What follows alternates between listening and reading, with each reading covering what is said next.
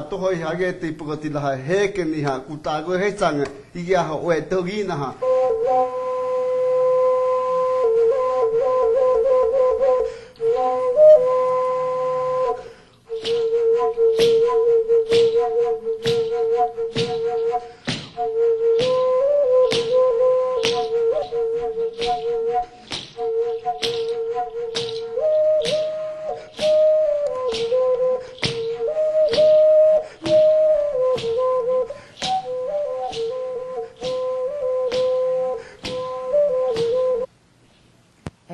Vocês, olá, hoje 3 de junho, aqui no Ampla Visão, Kunuê Kalapalo fez a introdução, obrigada.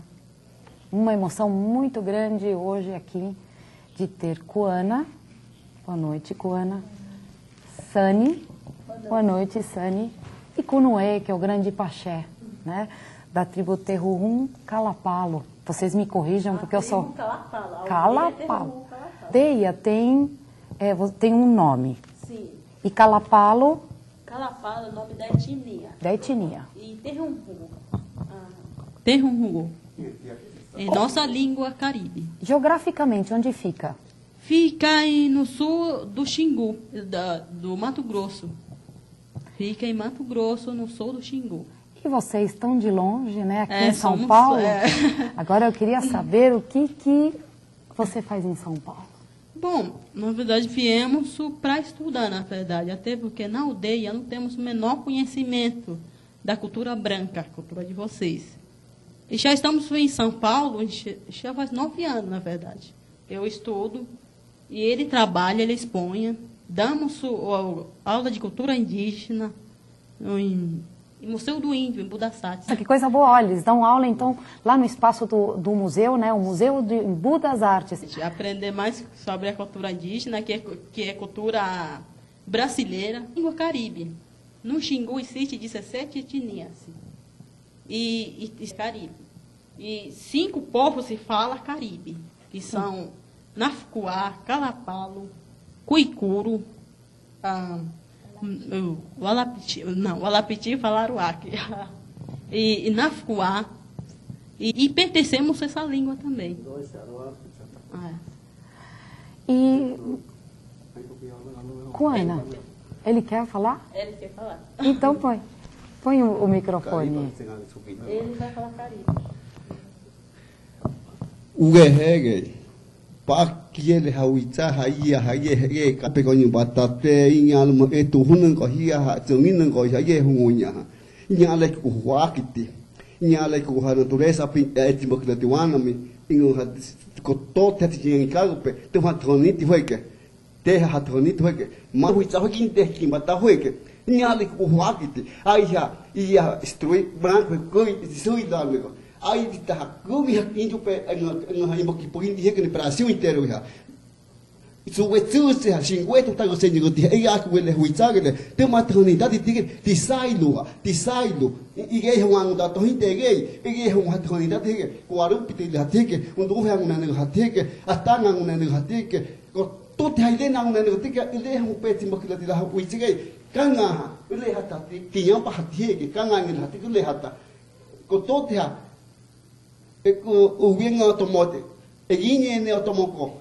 e tinha batometu com a tieke ele é um pago no goti lá eu itza e que am que te hunha milo husa to que inha haiga tinha mitia tinha milo husa esta tieke tinha milo husa que um hote meu de senta huangila meu pai ni gasteta nasce o hosta por te huei e time to hosta por huei lá te e ia kita higen inha le ko huangila mi ngoi unha milo husa huei que a cultura de vocês está ameaçada diretamente se vocês vierem estudar aqui em São Paulo? Não, ameaçada diretamente pelo estudo, não. A nossa cultura corre mais risco pela evangelização excessiva. Nossa cultura corre risco pela evangelização excessiva, porque os evangélicos, os missionários entram nas aldeias e modifica todos os nossos costumes, proibindo jovens de falar a nossa língua, dizendo que é demoníaca. Estudar, mas você me fez um comentário que existem somente 30 dias, é isso? 30 dias de aula para os indígenas. Como é que está o índio? O que está acontecendo com o índio hoje? Olha, como o governo não respeita as leis de proteção ao índio, de assistência ao índio, as pessoas, os índios acabam... Digamos assim, da questão cultural, eu queria muito te perguntar a respeito de Belo Monte, porque, pelo que eu vi, obviamente, acho que está sendo discutido em todas as TVs, enfim, eu acho que nunca se falou, digamos, nunca se ouviu a voz do indígena. O que ele tem a falar a respeito disso? Porque, digamos assim, falam de uma hidroelétrica, não é? Sim. E é isso mesmo? Seria uma hidroelétrica apenas ser construída? O que vai trazer isso para o Xingu? Então, é uma grande hidroelétrica, no caso, a terceira maior hidroelétrica do mundo, que o governo quer construir na cabeceira do Rio Xingu, na bacia do Rio Xingu, na parte do Pará, em Altamira. Sim. Certo? E o Rio Xingu, ele não tem capacidade para uma hidroelétrica tão grande, porque o Rio Xingu é pequeno, não é como o Rio Amazonas, como o Rio Negro, como o Solimões, no Amazonas. É um rio pequeno, né? E na parte de Altamira vai alagar tudo. Depois que a usina for construída, vai alagar tudo. Mas na parte de baixo, que é Rondônia, Mato Grosso do Sul, vai secar. Então, a nossa sobrevivência está em risco, porque os índios do Xingu não comem carne, só comem peixe. A nossa alimentação é peixe e biju. E eles vão acabar com isso, porque se não tem rio, não tem peixe. E como era o projeto Cararaô? Cararaô. Né? E dizem que eles conseguiram colher 12 assinaturas. Sim. Das 18 etnias que tem no Xingu. E como eles conseguiram isso? Eles chegaram lá com um projeto pequeno, relativamente benéfico, né, porque ia trazer mais desenvolvimento, mais escolas, mais saneamento, mais saúde, né? E como no Xingu, no Mato Grosso, tem muitas hidrelétricas pequenas, os líderes indígenas, as lideranças, pensaram que não fosse afetar tanto, né? Ia ser como mais uma hidrelétrica pequena, que tem muitas no Mato Grosso. Então, acabaram assinando um projeto falso. E quando nós descobrimos o verdadeiro projeto Belo Monte, o que era o verdadeiro projeto Cararaô, todo mundo entrou em desespero, porque eles enganaram todo mundo. Ah, entendi. Né? E consiste mesmo em uma usina ou muito mais? Uma única usina que vai alagar 11 cidades, né, do Pará, na região de Altamira. E é uma coisa assim que às vezes eu penso completamente inviável, porque a única central de águas, né, de tratamento de águas de Altamira, ela não compreende nem 15% da população. A população de Altamira não tem água potável e eles estão querendo construir essa usina grande, colocando todo mundo em risco, afetando mais de 40 mil pessoas. São 20 mil índios que vivem ao longo do Rio Xingu, que vão ser diretamente afetados, e o governo está querendo tapar o sol com a peneira, está querendo esconder isso de todo mundo, sem falar no impacto econômico que Belo Monte vai trazer para o país. Não é só a gente, entende? O Brasil, ele depois de muita luta, conseguiu se livrar da dívida externa, né, e ser credor. Só que com o projeto Belo Monte, ele está fazendo tanto empréstimo que está construindo uma dívida externa maior do que a que tinha. E para esse projeto o Brasil já usou todo o fundo de pensão. Nossa. Entende? É um grande dano ambiental e econômico, né? E é algo muito absurdo, vou ser bem sincera. O governo brasileiro está rompendo com 18 tratados internacionais, sabe? Tanto com Belo Monte quanto com o Código Florestal. A soberania brasileira já foi para o lixo. E a soberania indígena, que é o que nós estamos lutando, está indo para o lixo também, porque em 2005 foi assinada a Declaração Universal dos Direitos Humanos Indígenas e o Brasil está rompendo com essa declaração. Entende? Como é contrato bilateral, Sim. acordo bilateral internacional, o Brasil está descumprindo. E isso dá a liberdade dos outros países intervirem diretamente. Entende? Já estão ameaçados de ter bloqueio econômico, bloqueio comercial. Já houve boicote na Rússia por causa da indústria de carnes, né, por causa de Belo Monte. E eles simplesmente estão dizendo que é questão sanitária. Eles estão arrumando desculpa para tudo. E já tem guerra declarada. Tanto os índios como ribeirinhos, as pessoas que não são índios, mas que precisam do rio Xingu para viver, também declararam guerra. E os brancos, os civilizados, acham que a gente está exagerando em querer barrar Belo Monte, em querer parar Belo Monte. Mas é muito injusto. São, ao todo, mais de 60 mil pessoas afetadas. E, inclusive, tem índios já morrendo por causa disso. Porque... Como é que tá essa... Conta um pouco do lado de vocês. Como é que está isso? Eles estão... ouvi um comentário que eles... Inclusive, eles estão sendo drogados, é isso? Isso. Eles estão sendo drogados para ficar quieto, para voltar a mente para as drogas, para outros pontos, outros focos, e esquecer de Belo Monte e deixar eles em paz. E é droga pesada, é crack, que vicia rápido, alucina rápido, então a mente dos jovens sai de Belo Monte e fica toda voltada para a droga, para o crack. Todas essas informações econômicas, assim, de onde você tirou para ter essa... Na faculdade de Direito, semestre passado, eu tive aula com um economista, um grande economista, Luiz Carlos Barnabé, e ele é autor de vários livros, inclusive, e ele passou o semestre inteiro, foi o semestre inteiro da faculdade, na aula de Economia aplicada ao Direito, inteiro falando sobre o efeito Belo Monte no Brasil, não só para os índios. Não foi impacto ambiental que a gente viu, foi econômico. E, realmente, a mesma coisa que aconteceu na época do governo Collor vai acontecer novamente, só que pior, porque o Brasil está correndo o risco de ter o mesmo bloqueio econômico que Cuba tem. Cuba não consegue se desenvolver por isso, porque os outros países deram as costas para Cuba e vão dar as costas para o Brasil, se Belo Monte continuar sendo construída.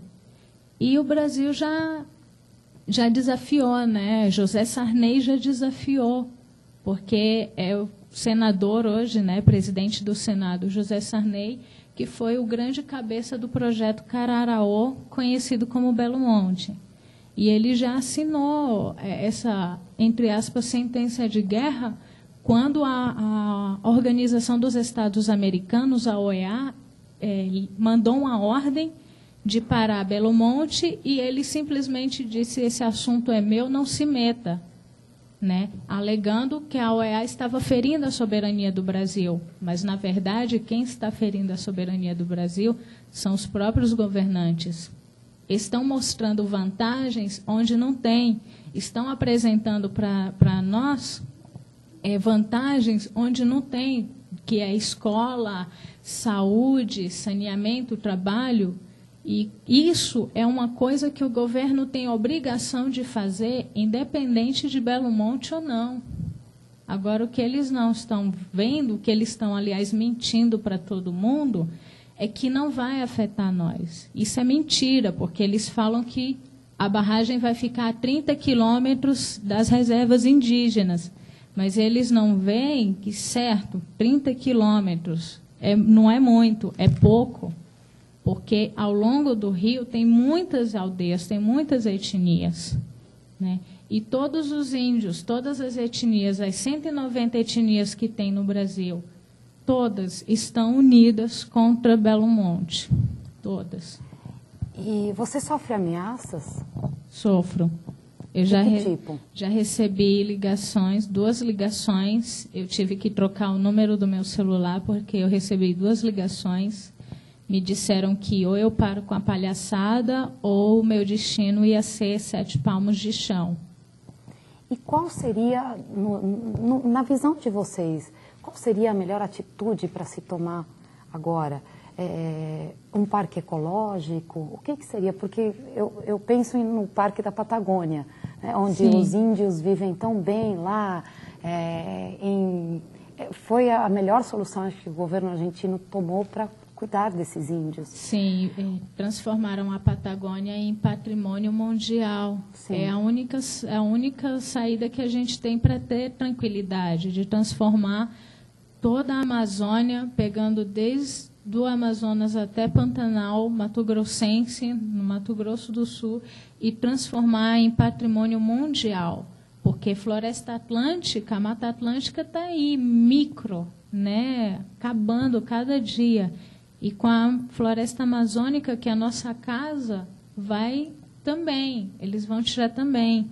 Porque tem muito madeireiro ilegal fortemente armado. Parece um campo de guerra aquilo. Já no Peru é diferente, sabe? No Peru, como a parte amazônica do Peru é patrimônio mundial, ninguém mexe. São poucos os que mexem, e os que mexem ainda vão presos. Aqui no Brasil, não. Eu fiquei sabendo que os madeireiros ilegais, os pecuaristas ilegais, molharam a mão dos políticos em 2,5 milhões para aprovarem o Código Florestal. Porque Nossa. Quem está legalizado não se preocupa, mas quem está ilegal vai fazer acordo.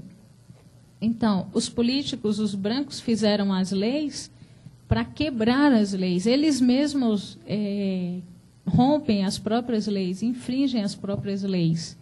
Só que nós estamos aqui lutando, gritando pela nossa soberania, pela soberania indígena, porque existem leis internacionais que nos protegem. E o Brasil não está conseguindo entender, o governo brasileiro não está conseguindo entender que ele pode entrar numa guerra séria se continuar com essa teimosia, visando só o lucro deles.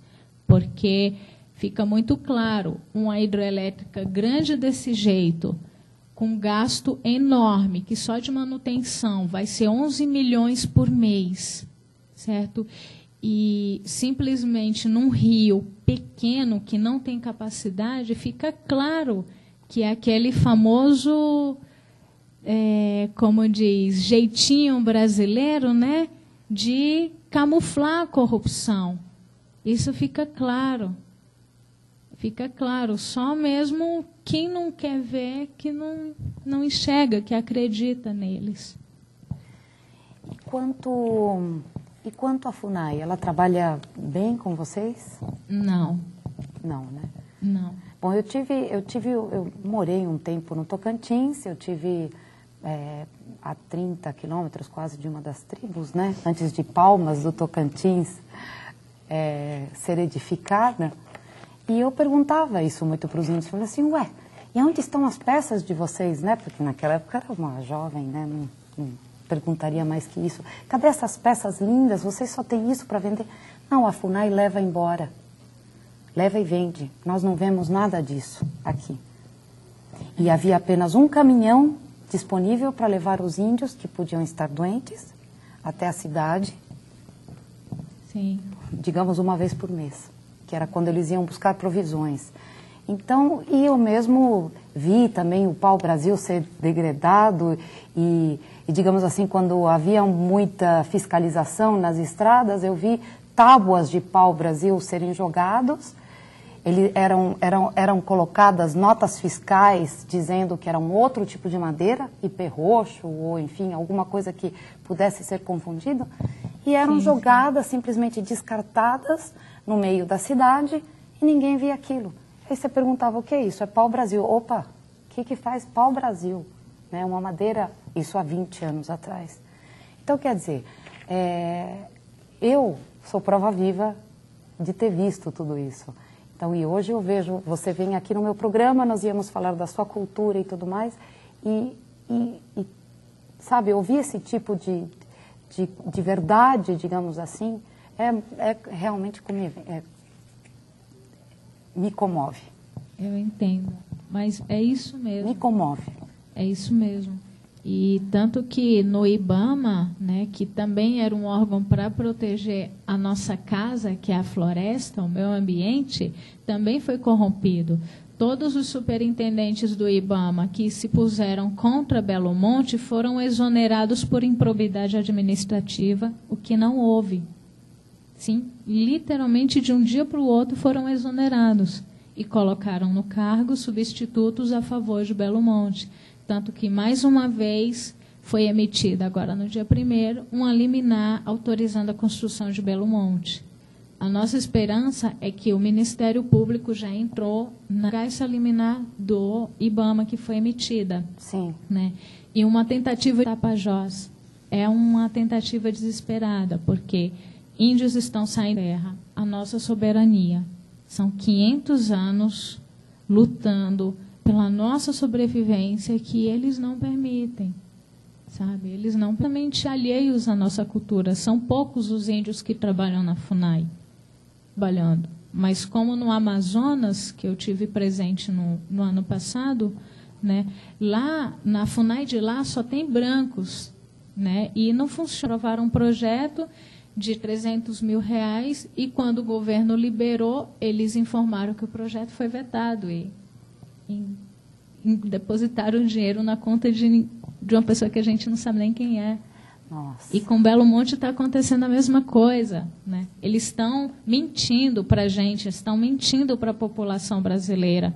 E muitos brancos acham que nós estamos exagerando, que nós queremos dinheiro, que nós ganhamos rios de dinheiro da FUNAI, mas nós não vemos esse dinheiro, nós não ganhamos esse dinheiro. A nossa riqueza é o xingu, é o peixe do xingu, que o governo brasileiro vai tirar da gente. Lá no Pará vai estar tudo cheio, mas no Mato Grosso vai secar. O rio Xingu é pequeno e ele tem uma diferença de seca e cheia.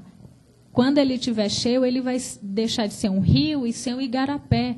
Tinha separado umas imagens? Você tinha separado umas imagens lá, Sim, né? eu separei umas imagens do mapa hidrelétrico do Brasil. Você pode ver todos esses pontos que mais tem hidrelétrica. Só perde para a China por 3 hidrelétricas.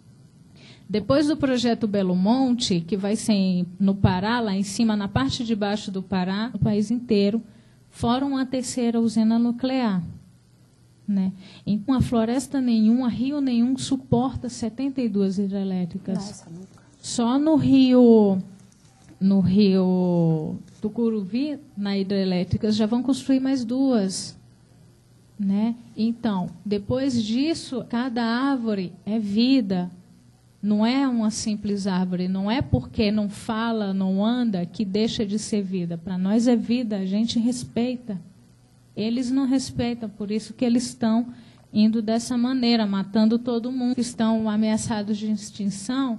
E vai tudo se perder por egoísmo. Eles para o túmulo, eles não vão levar o dinheiro para outra vida. Mas o estrago vai ficar para os nossos filhos, para os nossos netos, para os meus sobrinhos, os filhos da minha irmã.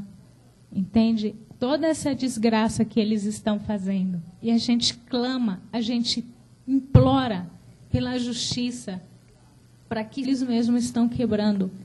Então, se a cadeia funciona para um bandido que rouba uma lata de leite no supermercado para alimentar o filho com que fizeram as leis e que agora estão rompendo, colocando a nossa vida, a vida do nosso povo em risco.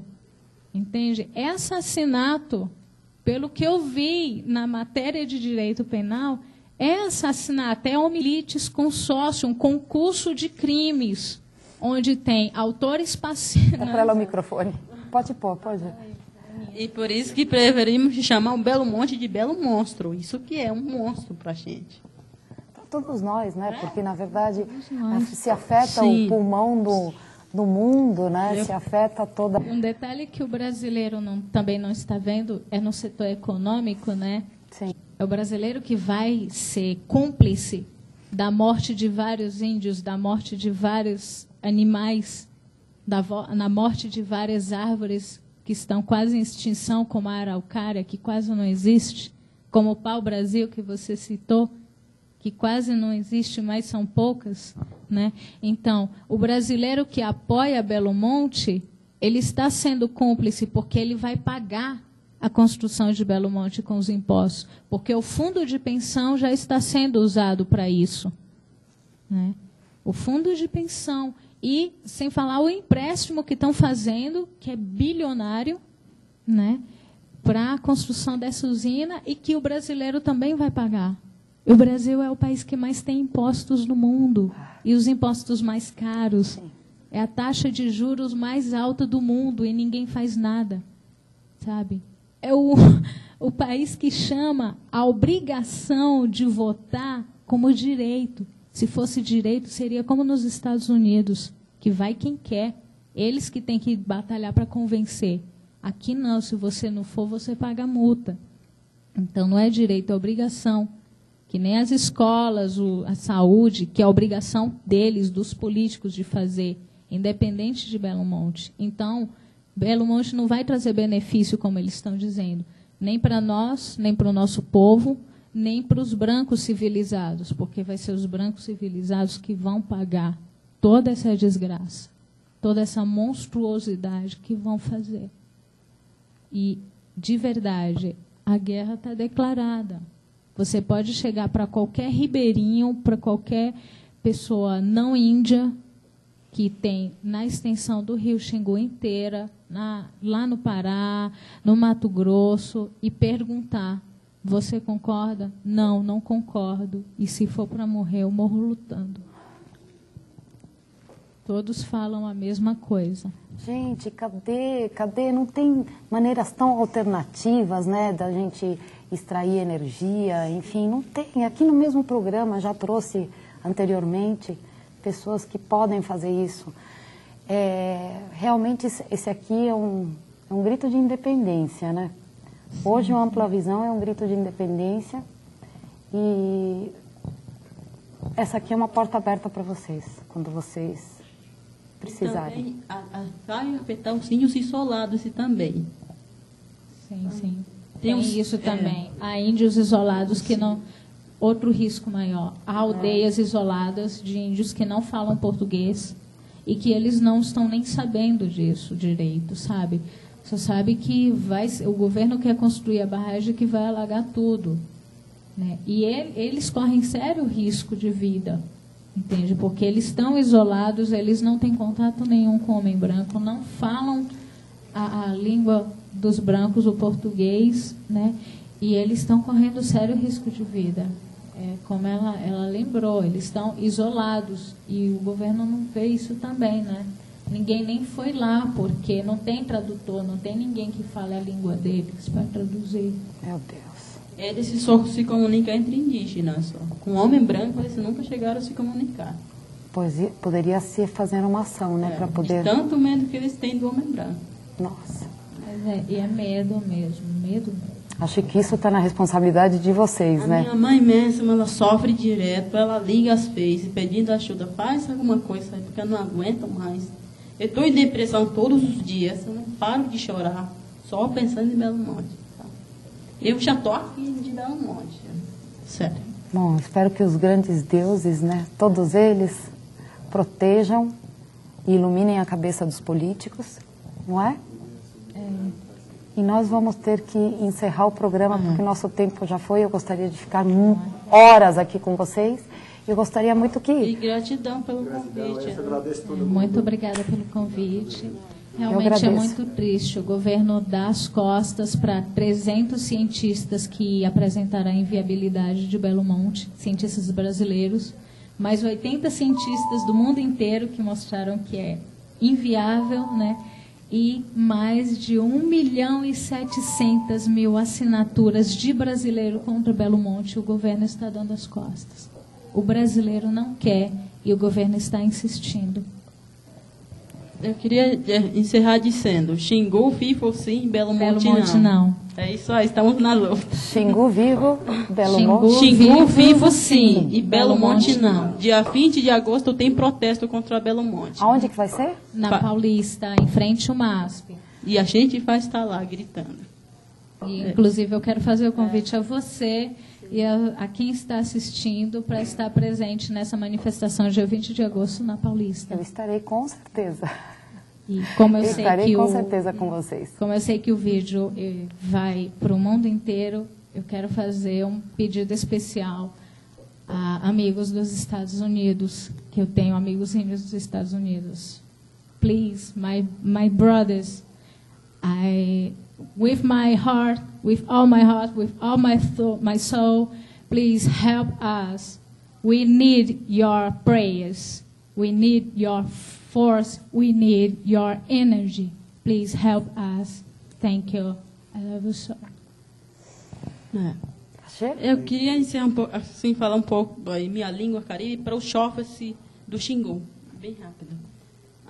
Ande ainda te uga te ande é que ande apa ande hoisonga ande te cocu é com amo queco e ingando co que pouquinho cota que internet ela tem ingando co é que nhado bet tiha que ana goi pa que betelo e telo em com ihana goi então me que cata te nyoba no co catote igepe belo monte pior que não é então também me cata nginta co que tu corre que cata te nyomba do co catote e sim hakutela corre.